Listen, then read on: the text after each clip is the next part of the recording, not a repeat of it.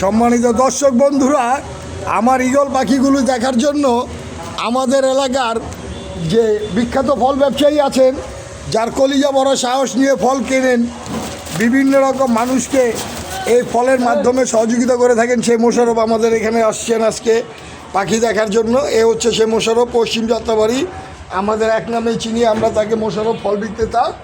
উনি আসছে আমার এই পাখিগুলো দেখার জন্য। এই যে এগুলো আমি রেস্কিউ করি, এগুলো ডানা টানা ভাঙা আছে, এগুলো এখন ট্রেনিংয়ের আপনার ট্রিটমেন্টের উপরে আছে। তো মোশাররফ আমার ঈগল পাখিগুলি দেখার জন্য এখানে আসছে। তো মোশাররফ, কী অবস্থা? আসসালামু আলাইকুম ভাই, ভালো আছেন? আলহামদুলিল্লাহ।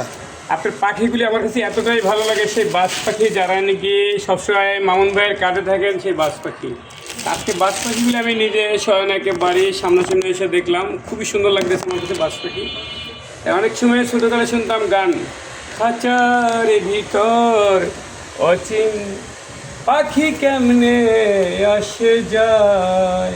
এই যে পাখিটা খুব সুন্দর, সে খাঁচার ভিতরে, খাঁচার ভেতর অচিন পাখি কেমনে আসে যায়। সেই পাখিগুলো এখন আছে আমাদের সামনে একেবারে খুব সুন্দর। খাঁচারে তোর কাঁচা বাসে কোন দিন জানি ভেঙে যায়। ধন্যবাদ সবাইকে। মোশাররফের আইডিটা সবাই ফলো করবেন, লাইক শেয়ার কমেন্ট করবেন, কারণ উনি একজন ফল বিক্রেতা হলেও একজন সমাজসেবক। এটা আপনারা জেনে রাখেন। সমাজসেবক সে ছোট হোক, বড় হোক, গরিব হোক, ধনী হোক, সে যে কোনো পর্যায় থেকেও সমাজের সেবা করতে পারে, আর যেই সমাজের সেবা করবে সেই একজন সমাজসেবক। ধন্যবাদ সবাইকে।